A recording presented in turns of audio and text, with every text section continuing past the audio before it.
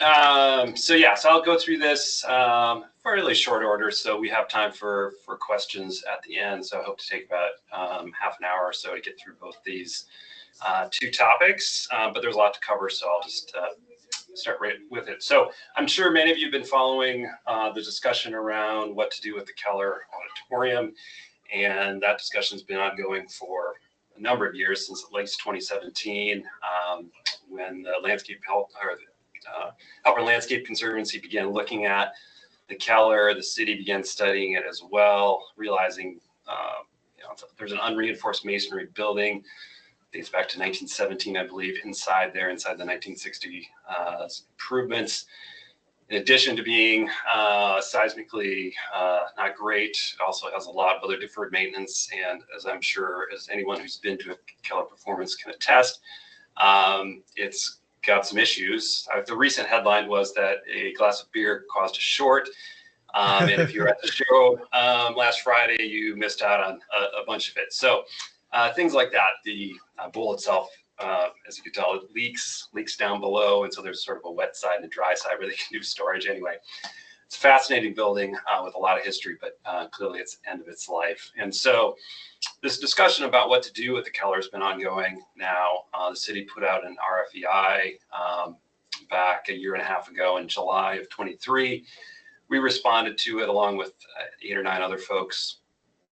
Long story short, we were shortlisted finally with a group from Lloyd, us, and the kind of Renovate in Place project. That was then further whittled down to the Renovate in Place and the PSU project. And then the city council kind of hemmed and hawed essentially the previous council and eventually told PSU and the Halpern Landscape Conservancy, who was kind of driving the Renovate in Place, or is driving that, to get in the room for 45 days and sort of work it out. So we did that. The city council then came up with a resolution on October 10th that said, all right, this is great, and we're going to move forward with 2 venues, but we're going to, everyone recognizes that we can't shut the Keller down.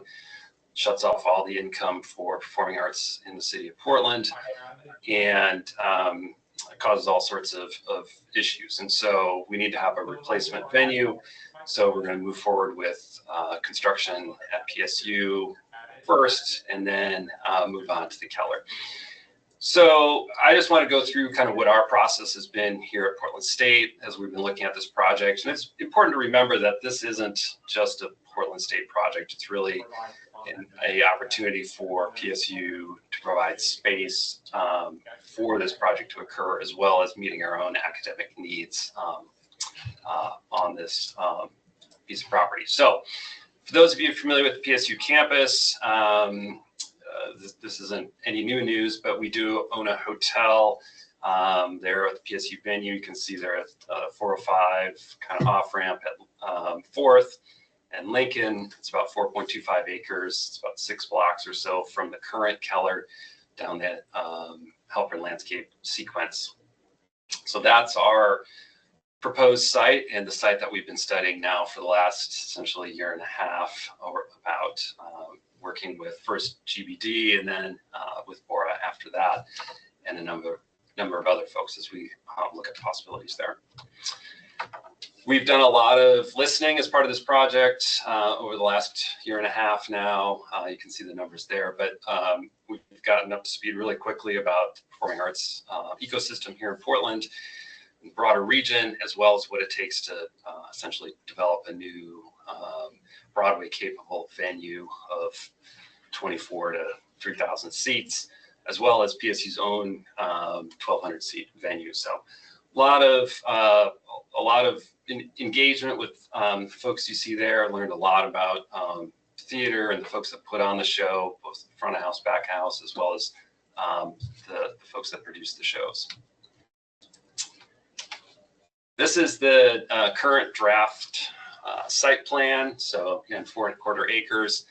And actually, as you all, I'm sure, are well aware, it takes a lot of space to develop a large venue like this. So we're able to squeeze a bit onto the site here. The blue is the would be the city-owned facility that shown here is about 3,000 seats. The number of seats is still yet to be determined as we move forward with this.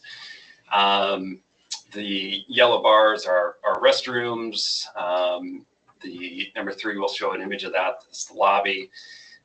7 is the stage. 8 is back of the house.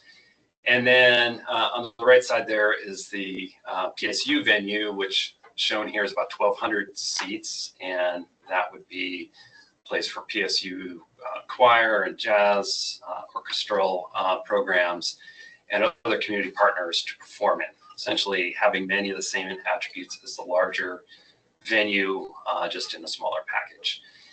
And we've also heard the need for kind of even smaller venues, like 200 seat sorts of things. There's a lot of folks in town who certainly can't fill up, 2,500 seats or even 1,200 seats, but a 200 seat venue is something that they're looking for. So this is just the primary level. There's obviously a lower level and an upper level to this. We also have a hotel stacked up on the right side of this here, about 150 keys that we're hoping to include as part of this proposal as well. And this massing here shows that it's rendering. So again, very draft things that we put together with Bora in a pretty short amount of time. So while there is quite a bit of work that went into here, there's still lots of design and lots of work to be done. Everyone asks, like, how are you going to park it? How are people going to get there? We've studied that a bit, looked at parking in the neighborhood, as well as the ability to either go below grade for parking or to stack parking in the back of the site. So you can see the numbers there, but worked with Kittleson to come up with kind of a draft parking plan to be able to essentially disperse parking, as well as taking advantage of max lines, streetcar, buses, etc. We heard a lot from folks about what they wanted to feel when they came into this venue. They wanted to feel like the Northwest, to feel like of its place. And so we spent a lot of time kind of imagining what the lobby might look like as you came in, and how it might do double duty as both the lobby for events that are going on, but also as a venue in and of itself, additional rental income perhaps, a place for people just to hang out when shows aren't going on, and to really be a showcase for the performing arts in Portland. Again, here's a rendering of what the interior might look like. 3,000 seats, lots of wood, very warm, and just an opportunity to really, again, showcase both the Pacific Northwest as well as all the great talent that we have here in the region. So I mentioned that the city asked us and the Helper Landscape Conservancy to get together and figure out what this might look like. And this is really our interpretation of that, with creating the venue at the Portland State site, and then reimagining the Keller into another venue as per the city ordinance, or city resolution, excuse me. And then how that might really impact the sequence, the Halpern sequence. And I think everyone probably on the call understands the importance of that and the history of it, and that it's really underutilized and underappreciated asset here in Portland. As I look out my window here, overlooking it, and very familiar with it, and really the potential that's there. And so we really see this as an opportunity, not just for a new performing arts venues, new venues here in town, but really as a way to do a new kind of renaissance for downtown, South Downtown, and certainly for the Halpern sequence, to really get the highest and best use out of that asset that we have. Here's just a rendering of that, with Lovejoy Fountain to the right and a newly constructed building left, which is currently a kind of one-story strip mall. It's, I think, down to a wig shop and a liquor store and a plaid pantry, perhaps. Certainly ripe for redevelopment, and then you're looking towards what would be the hotel conference area. So as you look down towards the source fountain there. With all capital projects that we do here at PSU, equity and access are super important. I think those of you who have seen a presentation of what we just completed at the Veneer Science Center, and we've done a number of kind of national presentations now on this and the approach that we use to really center BIPOC voices as part of that project. We hired students to be part of that project from beginning to end, and had a real focus on those folks who are going to be in the building. And we did that also with the art design building, which is currently under construction. So we bring that approach to this project, as well as a long-term approach to access to it. And with PSU involved in the smaller venue, we have less financial pressure to lease it out at kind of commercial rates, if you will. And so that provides more opportunity for folks to be involved in the performing arts in downtown. So these things are expensive, I think, as we all know, and getting more expensive every day. So there's a significant lift here in order to get to a completed project. We, just starting in the middle there, the Portland State portion of this, you see those numbers there. $85 million in G bonds is actually in the governor's recommended budget, and we fully anticipate having those funds allocated to the project at the end of June or beginning of July of this year, when the legislature is finished with the bond bill. Also included in there is $52 million of Article 11F debt, and that's for the parking enterprise, so that would be a parking auxiliary that would pay back the debt on that. We're actively working on philanthropy as we move through this project, and have had a lot of great interactions so far. A lot of folks actually calling us to talk about the project. So a lot of excitement out there about it. So we're really pleased about that. City of Portland, as the current owner of the Keller and proposed owner of the larger venue, has a much bigger lift, if you will, for a larger venue. And so you can see the number there. It's probably, well, it's probably north of 400 million, frankly. But there are a variety of different funding sources, as you can see there. And we begin to work down that stack as we talk to our partners at the City of Portland. So while a big lift, we are making progress towards that. And again, the philanthropy piece of that is also pretty exciting at this point. We're in some active discussions with hotel folks, and while owning or operating a hotel right now in the City of Portland or building a new one isn't anyone's idea of a good time at the moment, when you think about the opening for this in 2030, 2031, it begins to make sense for folks that we talk to in the hospitality realm. And so we're excited about the potential for adding a hotel, which would really help keep this large venue active 7 days a week. And so I think, as many of us know, a lot of these venues, as they are developed, are great when there's a show going on, but most of the time they're dark. And so we're really looking at ways to alleviate that, both with the academic use that we would have in the building, as well as potential for having a hotel and conference space, which would keep it more active. We talked about a neighborhood plan. We've taken a look at potential for development here in South Downtown University District, and there are a lot of sites that are either vacant, partially vacant, or easily redevelopable within just a short distance of the proposed venue site. 4th Avenue, I think, as everyone knows, is underutilized. It's well utilized for food carts at the moment, but certainly when you think about highest and best use there's a number of, there's quite a bit of FAR to utilize in that area. You saw already sort of the potential here along what is 2nd, essentially on the Halpern sequence, another building across NATO. And so I begin to look at 7+ acres of redevelopable space, and it becomes pretty exciting vision for the neighborhood.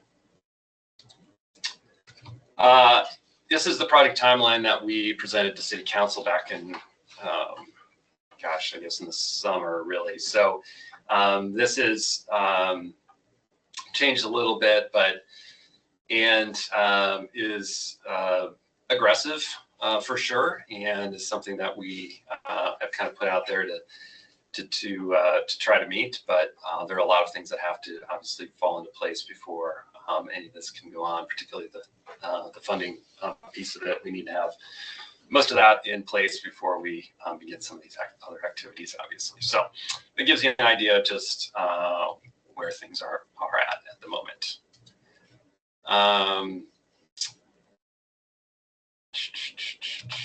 All right, let's see. And that is the Performing Arts Complex. I wonder, maybe I'll just pause here, and there are a couple of questions in the chat. David asks, "Is this the first time developing a complex public project?"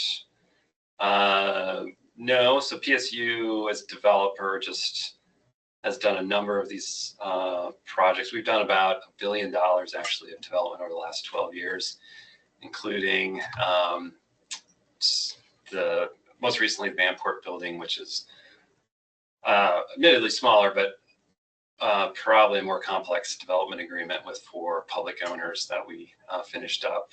Robertson Life Science building down at the South Waterfront. We were essentially the accountants for that, and worked as the project team on that large development. And we have 2 other commercial condominiums with the city of Portland right now. So we are certainly familiar with this. It's a big lift, but we have a great template to work through.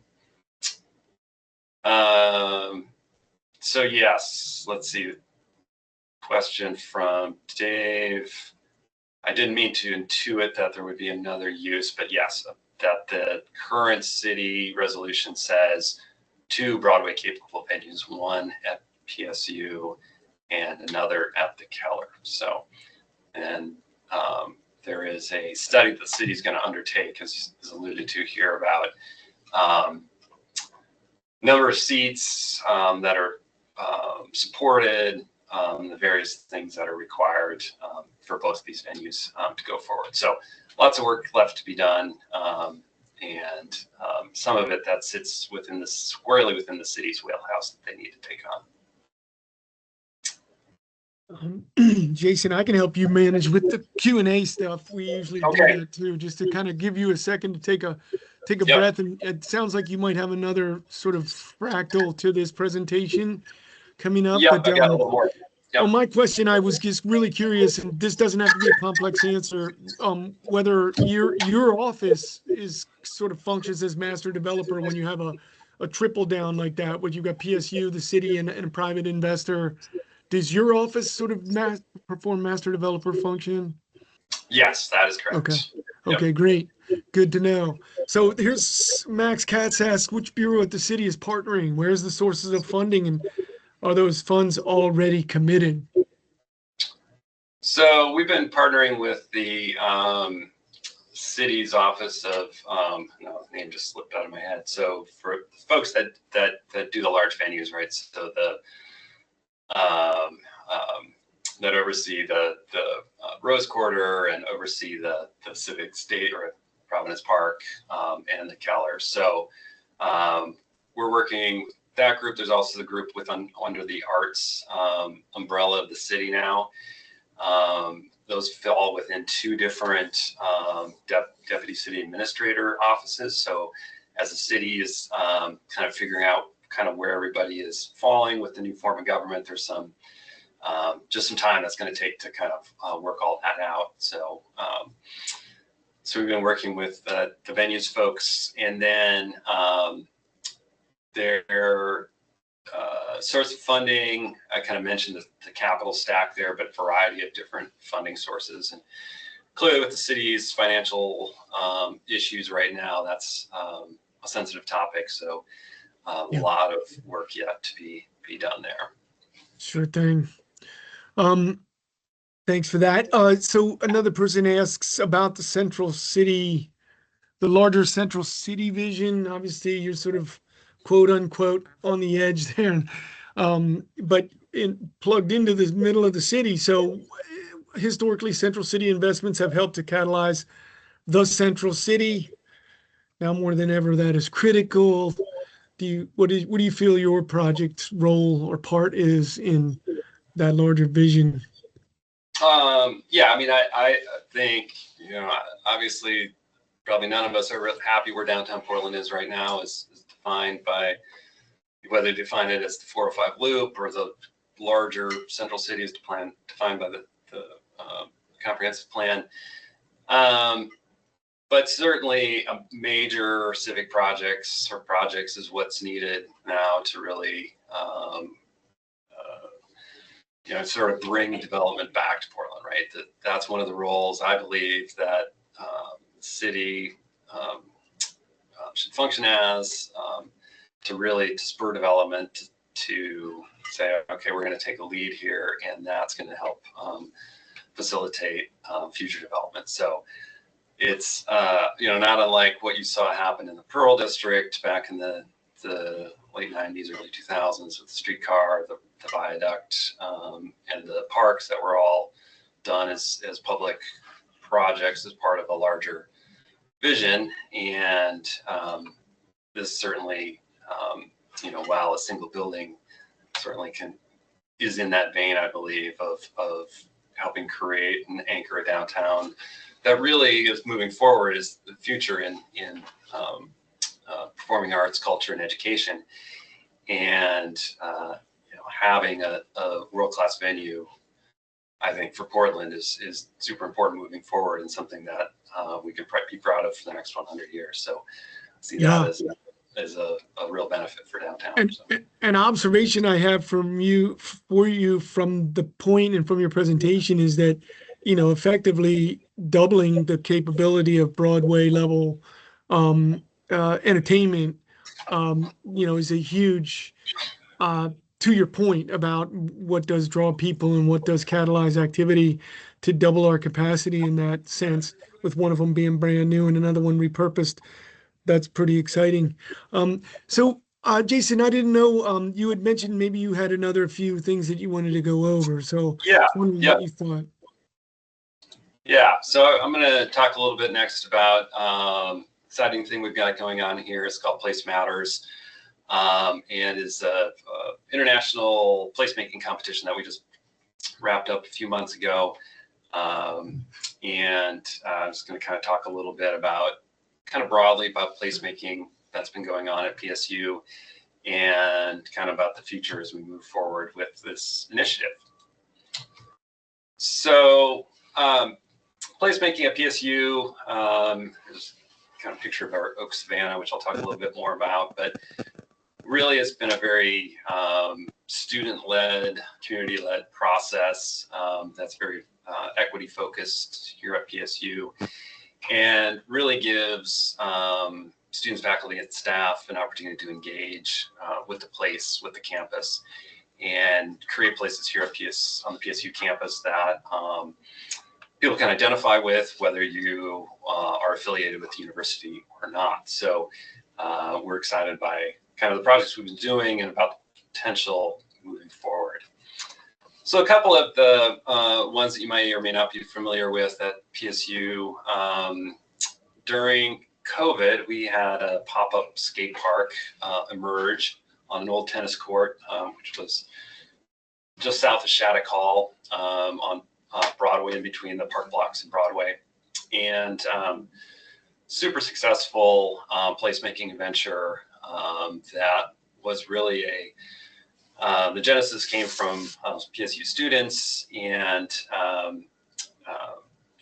started saying, hey, this looks like a great place to skate, and it became a real DIY skate park. And PSU then large bureaucracies, we take a little bit of time. We're always risk averse. And so having a DIY skate park on campus, certainly folks in our legal department raised some eyebrows, but we moved through a lot of those issues, and in the end had a skate park for 4 years there. That was essentially a pilot project for doing something like this on campus, and had its own kind of Instagram feed. There were nationally recognized skaters who came. They did commercials there. They had events, skate like a girl, and other organizations like that participated in that. So it was amazing to see, and it was a great successful use of a kind of neglected piece of property. That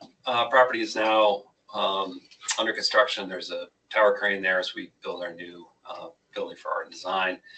And so we're investigating kind of the next opportunity, partnering with Prosper Portland on another lot to bring a new pop-up skate park to the PSU campus. Montgomery Plaza is a close section of Montgomery in between Broadway and 6th, and has been the site of lots of events, and continues to be a very active part of campus, street paintings and lots of pop-up events that we've had kind of throughout the time that's been present, and really has served as a kind of a pilot project for these types of plazas in the downtown area, and things that and our partners at PBOT have been great about that partnership and allowing us to really take ownership of that block. And then the Oak Savannah, which is kind of in the middle of the western portion of campus, has been going on, it says there, since 2010. And we did an open space plan a number of years ago, just to basically to set aside this block in perpetuity as open space and dedicated to kind of indigenous approaches to landscape, and allowing students really to have an opportunity to really shape this piece of land. And so there's been lots of plantings. We have a salmon bake out there every year. Lots of work going on to replant this acre into more native plants, and really just sort of give an opportunity for folks to both study this as well as to reconnect with the land. And you can see this green building in the background. That's currently under design right now for renovation to become the high-tech center at PSU, and hopefully to be converted into a living building as part of that project. So that's an ongoing and very active placemaking activity that we continue to move through. So in kind of in recognition of all this work that we've been doing, and kind of actually our previous provost and president were very supportive of placemaking, along with some community members. And we decided to move forward with a placemaking competition at PSU. And usually design competitions are for a specific building or monument or something along those lines. This was actually a little more broadly defined as the whole campus and what placemaking means at the campus. So we hired Don Stastny and Jen Manhart to lead this design competition, and you can kind of see the timeline there that we went through. And we had a great competition, and I saw a couple of our jury members, I think, on the call here. And we did cast our net broadly, and I think we had 7 or 9 submittals from teams from literally across the country and some international. Those were down to 3 finalists, and we brought them to campus, provided a stipend for them to develop their work further.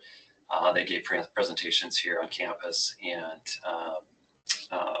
then at the end, Walker Macy Collaborative was selected for their work, which is great. They understood what we were trying to accomplish and really plugged into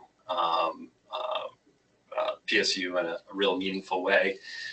we did learn a lot from the other teams that submitted some amazing design work and some really great ideas, and just really a great amount of energy that was brought to this project, which I personally appreciate, and really the focus that folks brought to the PSU campus was amazing. So you can see here a little bit about the Walker-Macy proposal.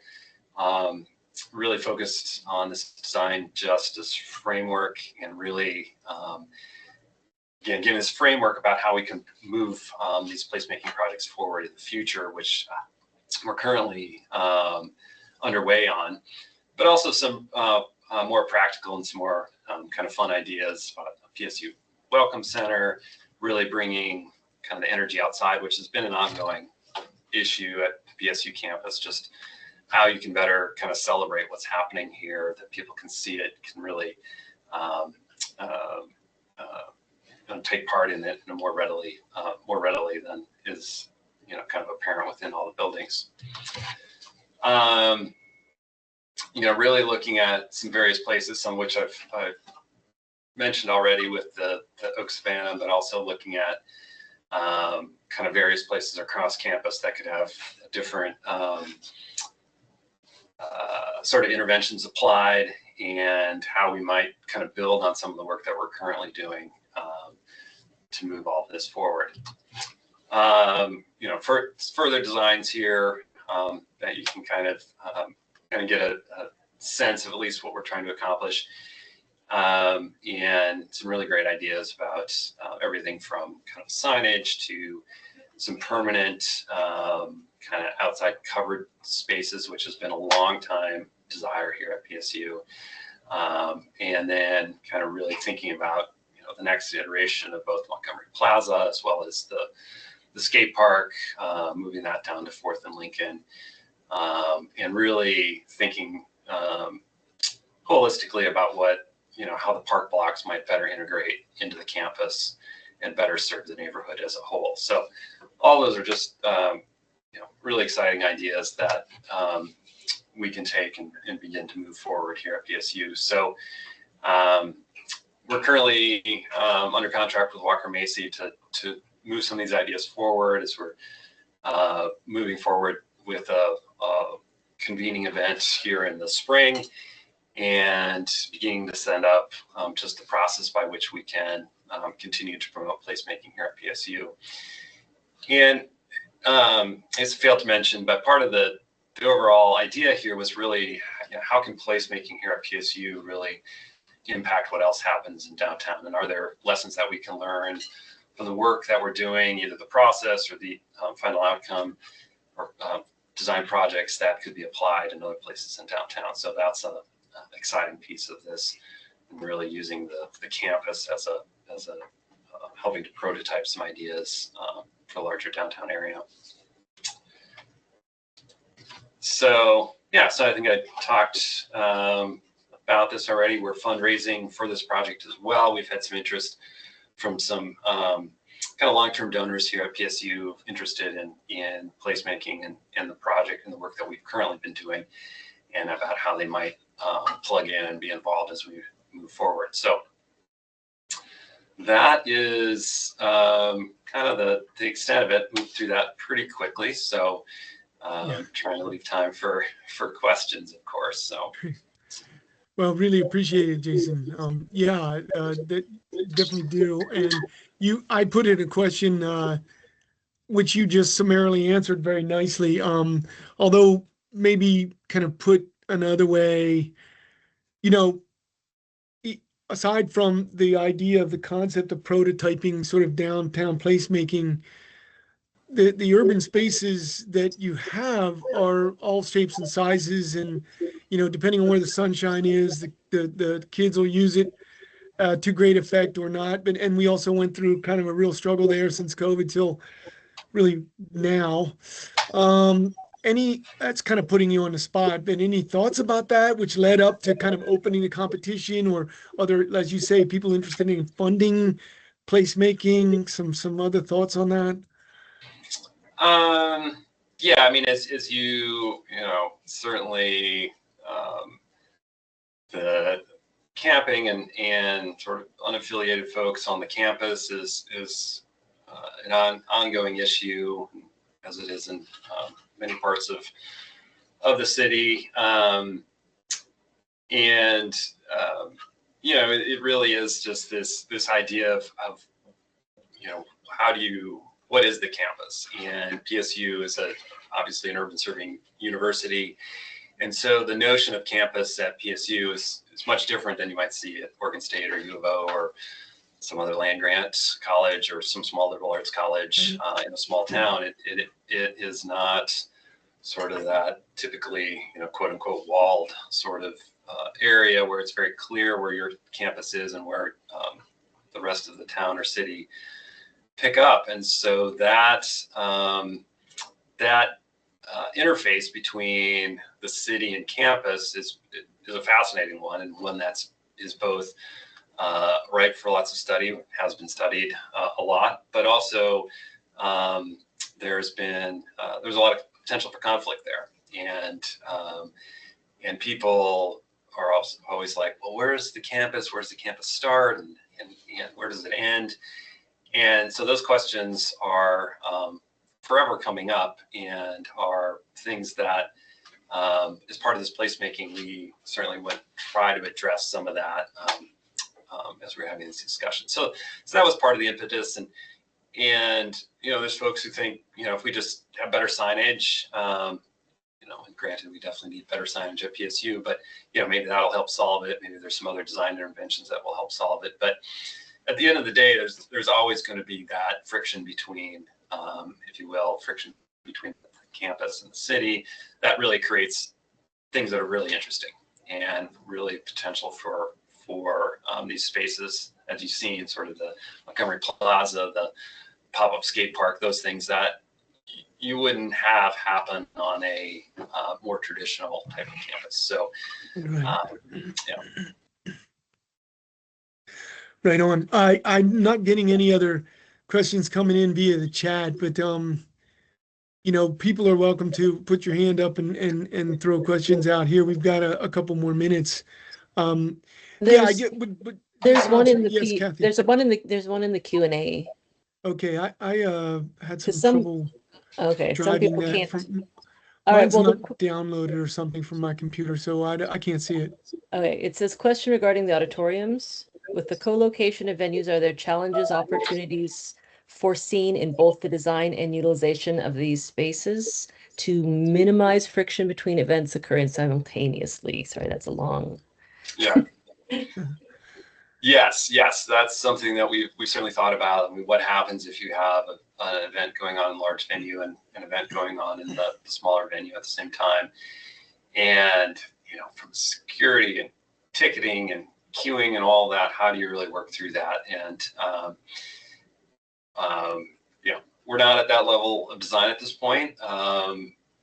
We know it's possible to do. It's just how you actually make that function. Part of it is been addressed by the entry at the smaller venue. Currently sits essentially a floor down from the entry to the larger venue, and so it's very clear. It could be very clear where you go if you're going to the Nutcracker, say, at the larger venue, and a PSU event later in the day at the smaller venue. So those entry points then become critical for that.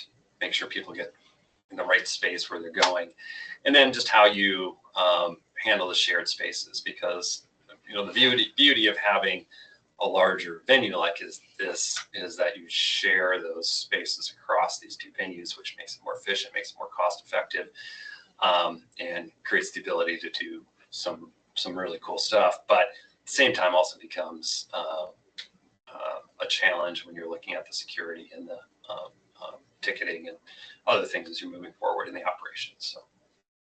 Yeah, an observation, Jason, I could give you a quick observation from this panel that we've learned over the last year, for example, or two, is different thoughts about Portland parks, considering fencing where there's never been fencing, or gating and closing where that's never happened before. And it's quite a vigorous debate and a big bright line to step over whether or not to harden facilities and edges.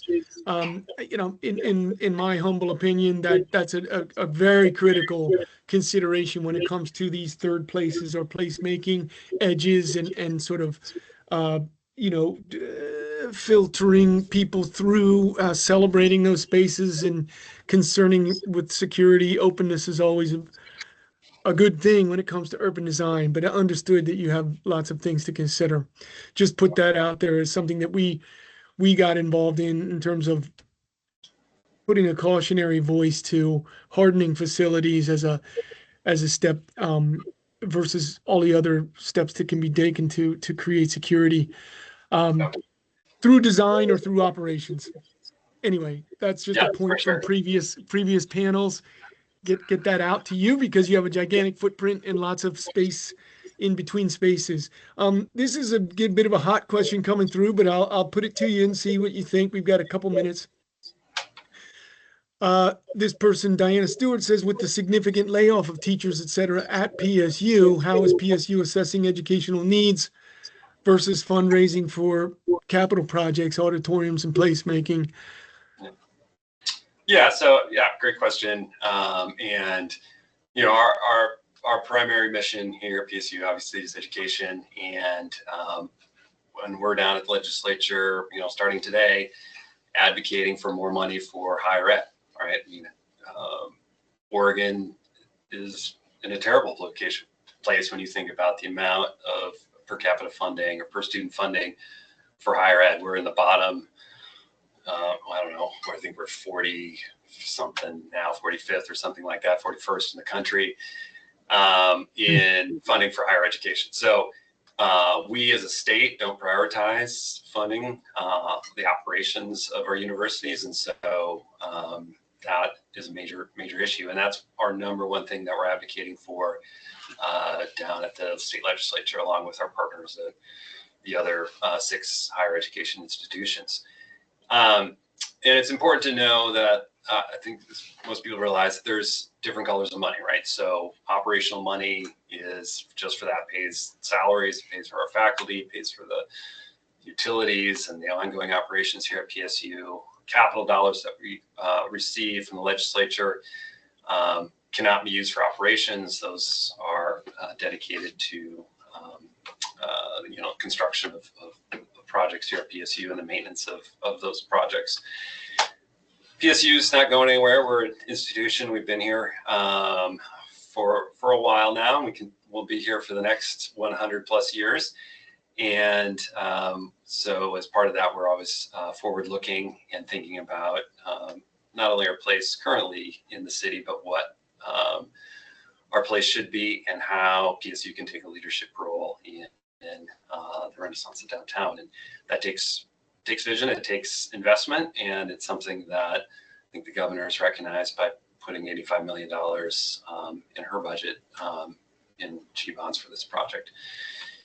And so it's a both and PSU is not unique in its financial challenges. There's not a day that goes by that I don't read a headline about some institution laying off folks and struggling with enrollment. So it's an ongoing issue that we're well aware of.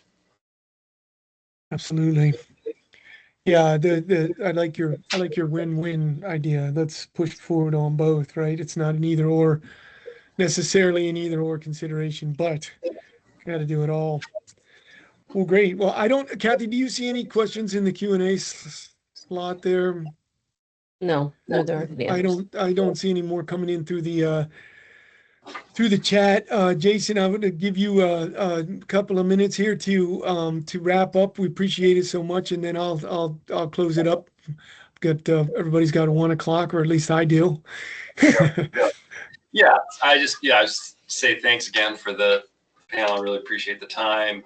It's always great to connect on these issues, and I certainly welcome folks to reach out, and if you have questions about PSU, and happy to always take those. And a big shout out to all our partners that have been out in the design community who've helped us out many at their own expense, frankly. And so we really, really appreciate that and really appreciate the commitment that you all have to Portland and particularly to downtown Portland. So thanks so much.